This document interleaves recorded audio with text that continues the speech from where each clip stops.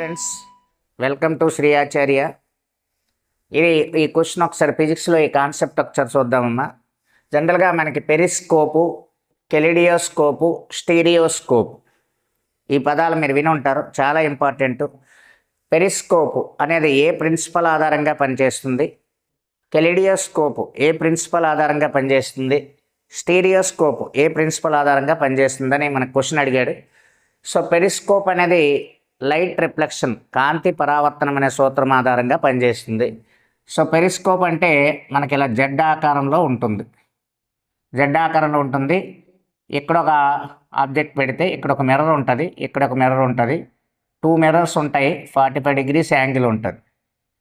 So ఎన్ని mirrors అంటే 2 mirrors. Mirror angle ఎంత అంటే 45 degrees. సో ఇక్కడి నుంచి ఇలా బయటికి కనిపిస్తూ ఉంటుంది. పెరిస్కోప్ ఏ షేప్లో ఉంటుంది అని అడుగుతాడు. జెడ్ ఆకారంలో ఉంటుంది. దానిలో మిర్రర్ యాంగిల్ ఎంత 45 degrees. సో ఎన్ని మిర్రర్స్ ఉంటాయి? 2 మిర్రర్స్ ఉంటాయి. ఈ పెరిస్కోప్ ఏ ప్రిన్సిపల్ ఆధారంగా పనిచేస్తుంది అంటే లైట్ రిఫ్లెక్షన్, కాంతి పరావర్తనం అనే సూత్రం ఆధారంగా పనిచేస్తుంది. పెరిస్కోప్ ఎక్కడ ఉపయోగిస్తారు? సబ్మెరైన్స్, జలంతర్గాములు. జలంతర్గాములు అంటే సముద్రం లోపల ఉంటారు. ఆ సముద్రం పైన ఎవరైనా శత్రువులు ఏవైనా వస్తున్నాయనేది అబ్జర్వ్ చేస్తూ ఉంటారు. ఈ పెరిస్కోప్ని కనుక్కున్నది ఎవరంటే సైమన్ లేక్ అనే సైంటిస్ట్ కనుక్కోవడం జరిగింది. సో ఈ బిట్లన్నీ కూడా మీరు గుర్తుపెట్టుకోవాల్సిన అవసరం ఉంది. Next kaleidoscope. ఈ కెలిడియోస్కోప్ అనేది మనకి ఏ షేప్లో ఉంటుందంటే 3 మిర్రర్స్, 3 మిర్రర్లు ట్రయాంగిల్ షేప్లో పెడతాడు. ఇక్కడ మిర్రర్ యాంగిల్ 60 degrees ఉంటుంది, 60 degrees. సో ఇక్కడ ఎన్ని మిర్రర్స్ ఉపయోగించారంటే మనకి 3 మిర్రర్స్ ఉపయోగించారు. సో మిర్రర్ యాంగిల్ ఎంత అంటే 60 degrees. మిర్రర్ యాంగిల్ అంటే 60 degrees. ఈ కెలిడియోస్కోప్ కూడా ఏ ప్రిన్సిపల్ ఆధారంగా పనిచేస్తుంది అంటే లైట్ రిఫ్లెక్షన్, కాంతి సంపూర్ణాంతర పరావర్తనం ఆధారంగా పనిచేస్తుంది. దీన్ని కనుక్కున్నది ఎవరంటే డేవిడ్ బ్రోస్టర్ అనే సైంటిస్ట్ కనుక్కోవడం జరిగింది.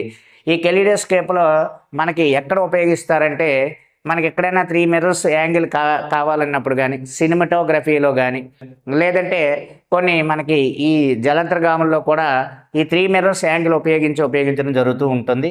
ఈ కెలిడియోస్కోప్ కూడా లైట్ రిఫ్లెక్షన్, కాంతి పరావర్తనం ఆధారంగానే పనిచేస్తుంది.